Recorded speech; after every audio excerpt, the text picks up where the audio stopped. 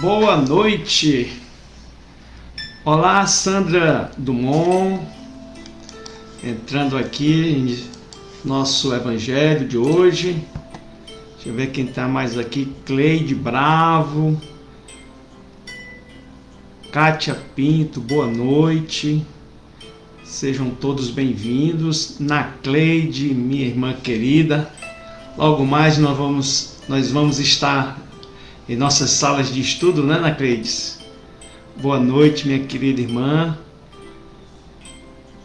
Bom, gente, nós estamos iniciando agora o nosso evangelho, uma atividade que nós, da Sociedade Estudos Espíritas Casa de Francisco, nós realizamos todos os dias, né, nesse horário. Aliás, somente nas sextas-feiras é que ocorre nesse horário, mas nos outros dias da semana é no horário de 8h30.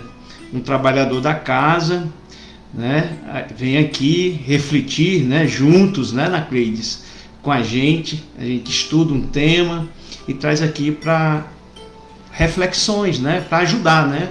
Porque o objetivo nosso é esse, né? Fortalecer o nosso espírito, para dessa forma a gente ganhar força, né?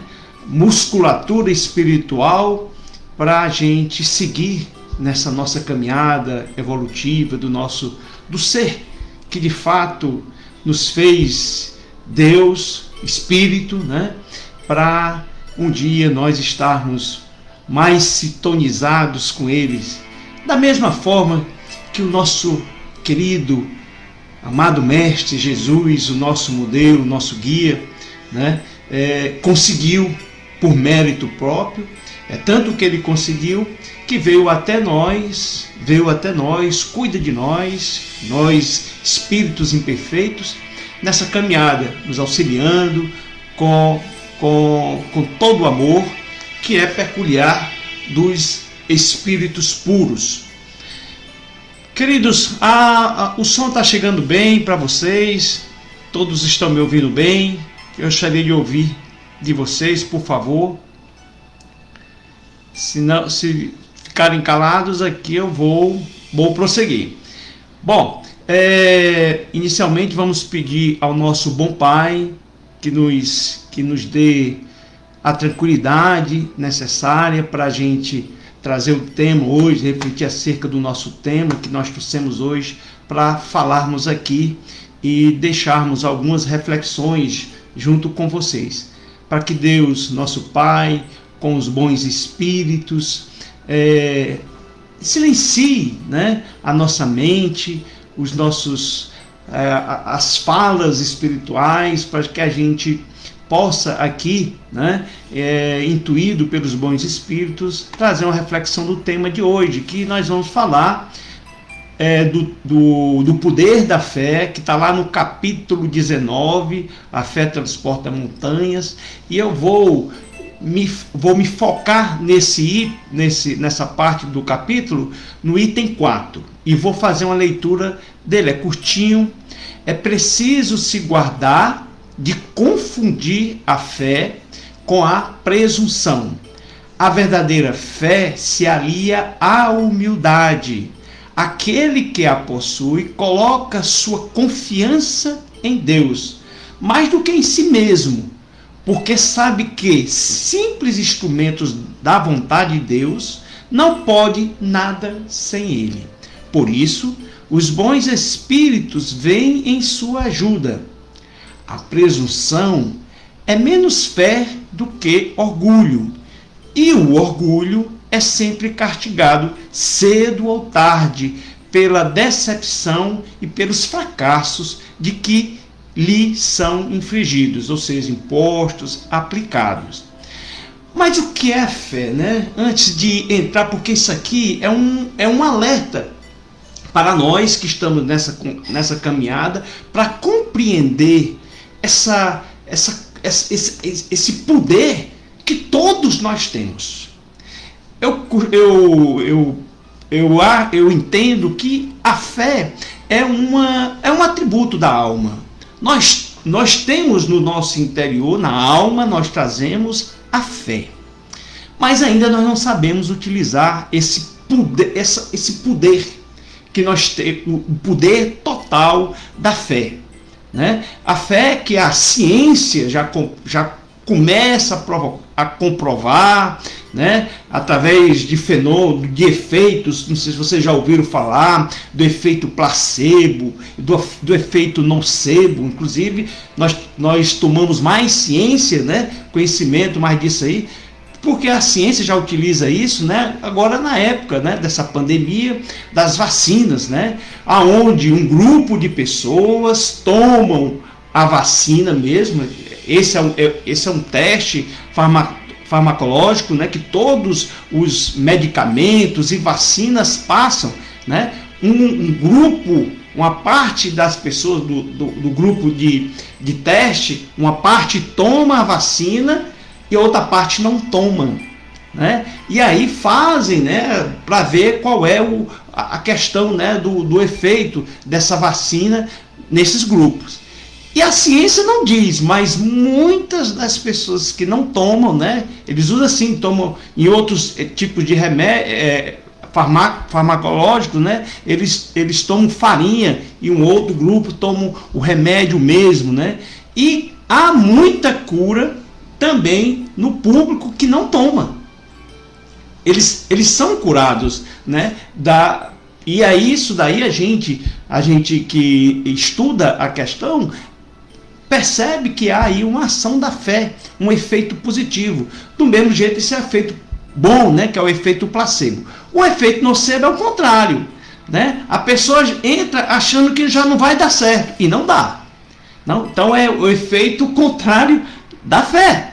Então há essas formas que a ciência já comprova, né? E a gente sabe que tem várias reações químicas que a fé proporciona no próprio corpo, né?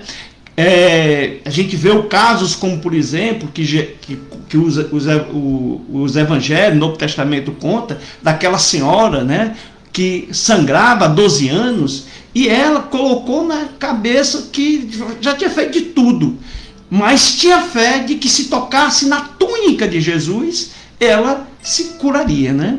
Então, próprio Jesus, ele sente, a fé é perceptível. Ele sentiu, no momento em que a mulher tocou, saiu fluido dele. Tanto que ele disse, alguém me tocou. Tocou, mas Senhor, tantas pessoas aqui ao redor, os apóstolos falando, e ele dizia, mas alguém me tocou diferente. E aí ela se apresentou, né, dizendo que foi curado. Outras vezes a fé não foi nem, foi através de outro, né? A cura veio através da fé de outro. O caso do centurião romano que rogou a Jesus a cura do servo. Não foi nem necessário que a pessoa que foi curada, mas a fé de um outro em benefício, né, do servo, do centurião romano. Então, para a gente ver, né, um intermediário curou, né? Se usou-se da fé de um intermediário para curar um terceiro, né? O poder da fé também na questão da cura da nossa alma, né? Que nós todos somos enfermos, mediante o conhecimento e o entendimento das verdades de Jesus. Também, né? Que também Jesus revelou para a gente, e até os dias atuais, através do Consolador, que ele solicitou a Deus que nos mandasse para explicar muitas das coisas que ele falou e até revelar outras, né? É por isso que eu digo que a fé é um atributo da alma, que somente o tempo a gente vai entendendo melhor e vai utilizar melhor esse poder que nós temos dentro de nós, que é a fé. E eu digo, e aí várias reencarnações, a doutrina do Consolador vem nos dizer que nós passamos por várias reencarnações, para daí então a gente ir criando, né, e entendendo melhor, né, e usar de forma consciente, de forma eficaz, né, da fé. É tanto que Jesus, até nesse próprio capítulo, no item 1, quando os apóstolos chegaram para ele, que não estavam conseguindo, vamos dizer assim, aliviar um jovem do demônio, né? E aí Jesus chegou dizendo para ele: ó geração de incrédula e perversa, até quando estarei eu convosco? E até quando vos sofrerei? Olha, eu grifei essa palavra, essa frase, porque até quando vos sofrereis? Porque Jesus sabia, ele tinha consciência, visão do todo, de que, meus filhos, vocês têm um poder dentro de vocês. Até quando vocês vão sofrer? Porque a fé, ela pode ser negada ou repelida, até deixar de existir dentro da consciência da mente física, né? E não foi à toa que Jesus Cristo disse que se a gente tivesse fé e dissesse assim: sai uma montanha, sai a montanha desse lugar e vai para outro lugar. Claro que isso hoje a gente compreende pelo Consolador, que são aquelas montanhas de sentimentos que a gente precisa vencer para se elevar a Deus, como o nosso orgulho, o nosso egoísmo. E como é difícil, meus irmãos, a gente vencer a montanha do orgulho e a montanha do egoísmo. Dito isso, para você ver, para a gente perceber o poder da fé, eu vou voltar novamente ao nosso item, né? Que é o item que nos traz um alerta do que a fé não é. Porque às vezes você tem tanta fé que é presunçoso, e não é. E com o tempo nós vamos percebendo que a fé, que não se pode confundir fé com presunção. A verdadeira fé, esse é um ponto que a gente tira desse nosso estudo, né? Uma visão já para a gente compreender melhor fé. A fé não pode ser confundida com presunção. A verdadeira fé, que é o que está lá no ponto, ela se conjuga à humildade. Esse é um ponto extremamente importante. A humildade não é aquele cara que anda com roupas, né, mais, vamos dizer assim, de forma não tão bem vestida, as pessoas pobres, a visão material que a gente tem da palavra humildade. Mas é quando o ser se coloca, confia em Deus, tem a confiança plena em Deus, né? Que nós somos simples criancinhas, né, nessa caminhada, e Deus a nos instruir e nos mandou Jesus para isso, né? Então é outro ponto que a gente já começa a ver. E aí vem nesse trecho, né, a questão de quando você se entrega, confia, se resigna, né, entrega-se a Deus, né, nós temos o auxílio dos bons espíritos, dos filhos que Deus colocou para nos acompanhar. Nós não estamos sós. Essa é a grande verdade que a gente passa a ter conhecimento com o Consolador, né?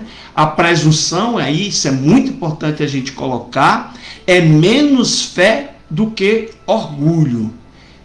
E o orgulho é sempre castigado cedo ou tarde pela decepção e pelos fracassos de que lhes são infligidos, né? E para concluir, que já está chegando aqui concluindo o nosso evangelho, eu vou deixar aqui para uma outra reflexão um texto que eu estou trazendo aqui hoje do livro Pão Nosso, que é um livro psicografado por Chico Xavier, pelo Espírito Emmanuel, né, que foi o mentor dele aqui, de Chico Xavier, né, aqui enquanto ele esteve com a gente. Tua fé é o texto. Nos empreendimentos e necessidade de teu caminho, não te isoles nas posições negativas. Efeito nocebo, né? Jesus pode tudo. Teus amigos verdadeiros farão o possível por ti. Contudo, nem o mestre, nem os companheiros realizarão em sentido integral a felicidade que ambicionas, sem o concurso de tua fé. Porque também tu és filho do mesmo Deus, com as mesmas possibilidades de elevação.